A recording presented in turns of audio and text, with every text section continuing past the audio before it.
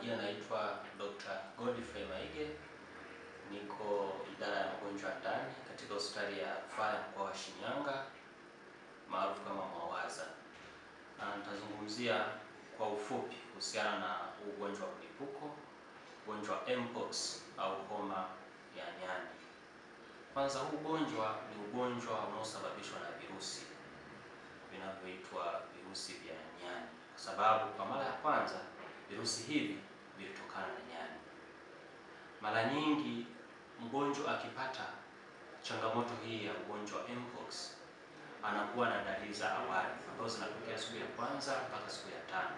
Dalili hizi ni dalili kama za mtu mwenye mafua, anakuwa na homa, anakuwa na maumivu ya misuli, anaweza kuvimba matezi hasa kwenye shingo, lakini pia mgonjwa huyu anaweza kuwa na vipele baadaye. Vipele hivi vinaanzia usoni, vinaenda sehemu zingine za mwili, lakini baada ya muda vinaanza kidogo kidogo. Baada ya muda hivi vipele vinakuwa vidonda. Bahati nzuri, ugonjwa huu kinga ya mwili peke yake inaweza kuushinda. Kwa mtu akipata, kinga yake ya mwili inaweza kuushinda hata bila matibabu. Mpaka sasa kwenye hospitali yetu ya rufaa ya mkoa wa Shinyanga hatuna hata mgonjwa mmoja ambaye amethibitishwa kuwa na ugonjwa huu. Kwa hiyo ni watoe hofu wananchi wa mkoa wa Shinyanga na maeneo ya jirani kwamba waelewe kuwa mpaka sasa hatuna mgonjwa wa ugonjwa huu, lakini pia sio kila mtu anayekuwa na vipele ni mgonjwa wa Mpox, kwa sababu magonjwa mengine ya virusi na magonjwa mengine ya ngozi yanaweza kuwa na vipele vya aina hiyo hiyo ambayo vinaweza kutokea mgonjwa wa Mpox. Lakini pia ni wasihi wananchi kupata taarifa kwenye vyanzo vinavyoaminika. Wasipate taarifa, wasitilie maanani taarifa ambazo zinatoka kwenye vyanzo ambavyo si vya kuaminika. Kama watakuwa na hoja kuhusiana na haya mambo, basi wazione mamlaka kama ofisi ya mganga mkuu wa mkoa, kwa sababu wao ndio wanaratibu hili zoezi kwa karibu zaidi. Lakini sisi kama idara ya magonjwa ya ndani katika hospitali ya rufaa na hospitali kwa ujumla, mpaka sasa tumejipanga vizuri, kwa sababu tunalo eneo ambalo tunaweza kuweka wagonjwa kama tukiwapata, hasa wale wahisiwa. Na mhisiwa ni mtu ambaye amekuwa na hizi dalili za kuwa na vipele ambavyo viko kwa muda mfupi. Lakini pia huyu mhisiwa anaweza kuwa ni mtu ambaye alikutana moja kwa ana na mgonjwa ambaye alithibitika kuwa na hivi virusi, au alisafiri akaenda nchi kama ya Kongo ambako ni ugonjwa huu upo kwa kiasi kikubwa. Kwa hiyo niendelee kuwatoa hofu kwamba sisi kama hospitali tumejipanga vizuri, na tukipata mgonjwa tunaweza kumhudumia kwa kushirikiana na mamlaka. Tahadhari, wananchi tunawashauri wakihisi mtu akipata vipele akahisi kwamba pengine inaweza kuwa ni Mpox, kwanza afike kwenye vituo vya kutolea huduma za afya ili wataalamu wamuone mgonjwa, halafu wao watakuwa na kusema kwamba pengine hivi vipele au hizi dalili za Mpox. Lakini wananchi kwa ujumla wakimhisi mtu waepukane kugusana naye ana kwa ana, lakini pia wasiguse vitu kama matandiko, nguo na vyovyote ambavyo vimeguswa na mgonjwa. Lakini tunawashauri waendelee kunawa mikono kwa maji tiririka na sabuni. Lakini wale ambao wako ofisini, wako majumbani, tunawashauri waendelee kutumia vitakasa mikono. Kwanza niongelee kwamba idara imejipangaje kuhusu ugonjwa ambao unaweza kuwa anahisiwa kwamba na ugonjwa wa Mpox. Kwa idara ya emergency tumejipanga kwamba wagonjwa hawaepukiki kupokelewa. Kwa hiyo tutapokea mgonjwa yote ambaye anakuwa suspected ana Mpox, na kwa pale EMD kuna eneo maalum la isolation ambapo tunawa-isolate hao wagonjwa kwa muda mfupi mpaka pale watakapopelekwa eneo ambalo ni maalum ambalo limetengwa kwa wagonjwa ambao ni suspect wa Mpox. Hilo ni namna ambayo tumejipanga kwa pale EMD. Naomba nichukue nafasi hii kumshukuru na kumpongeza Rais wa Jamhuri ya Muungano wa Tanzania, mama yetu Samia Suluhu Hassan, kupitia wizara yake ya afya.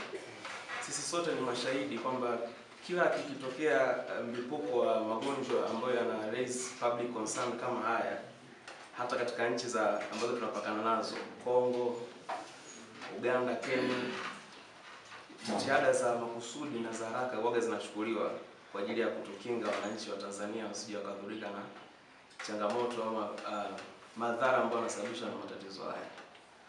Lakini pia tunaona sisi kama watumishi wa afya tunasaidiwa kazi sana kwa jamii kuelimishwa dalili zile ambazo ni za mapema zaidi kulingana na changamoto ya mpox.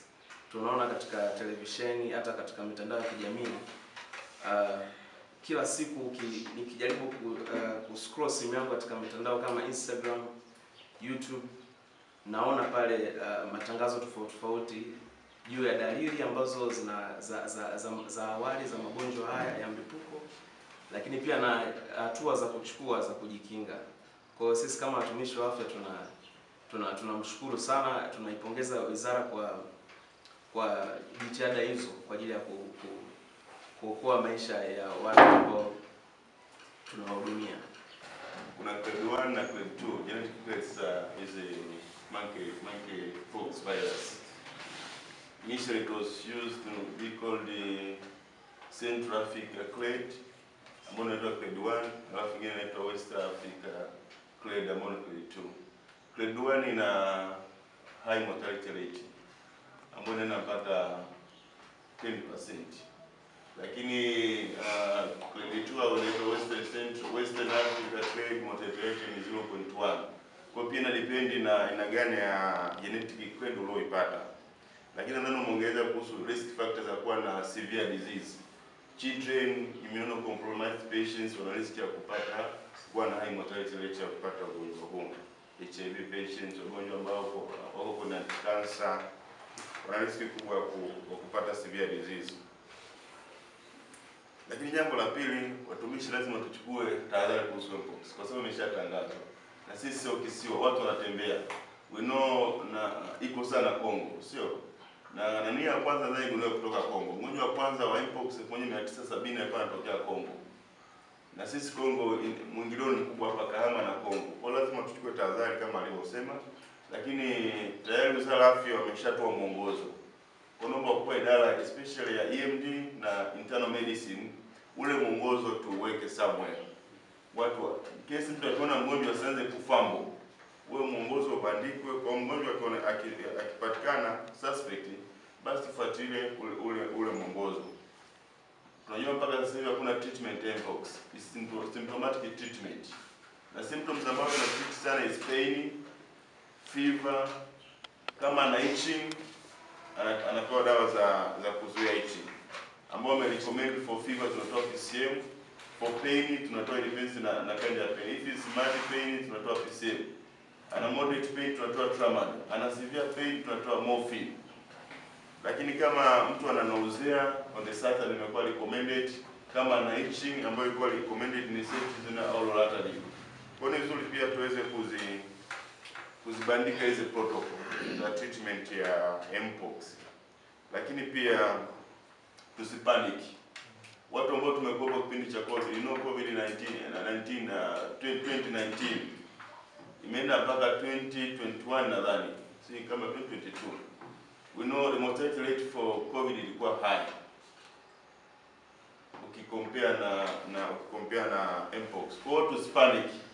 Sio? Lakini pia kwa watu ambao wako below 40 years ambao walibahatika kupata vaccine ya smallpox. Sisi wengine ambao tuko above 40 hatukuwahi kuchanjwa hiyo. Nyinyi mna mild protection against mpox kutokana na studies zilizofanyika. Mild protection kama ulipata ile chanjo ya smallpox, watu ambao wako below 40 years. Kwa hiyo tusipanic kama sisi watumishi. Watumishi sisi tukipaniki, sasa kule raia ndio watapanic zaidi. So we should know that mortality rate yake iko ndogo sana. Mortality yake iko ndogo sana. 0.1 to 10%. Lakini ukichukua ile mwongozo imetoa IPC guideline ya namna kumkia mgonjwa mwenye suspect wa mpox. Kwa hiyo tuzingatie tu ule mwongozo wa wizara ya afya ambao umeshatolewa kwa ajili ya kuhudumia in case tukipata, lakini na hisi labda tunaweza tusipate pia, lakini case tukipata tujitahidi kufuata IPC ili tusiweze kupata maambukizi, maana sisi ndio tuko vulnerable kupata hawa wadudu kwa sababu wao wataanzia kwetu. Kwa make sure tuna follow vizuri ile IPC guideline ya kuwatenda wagonjwa ambao wana mpox.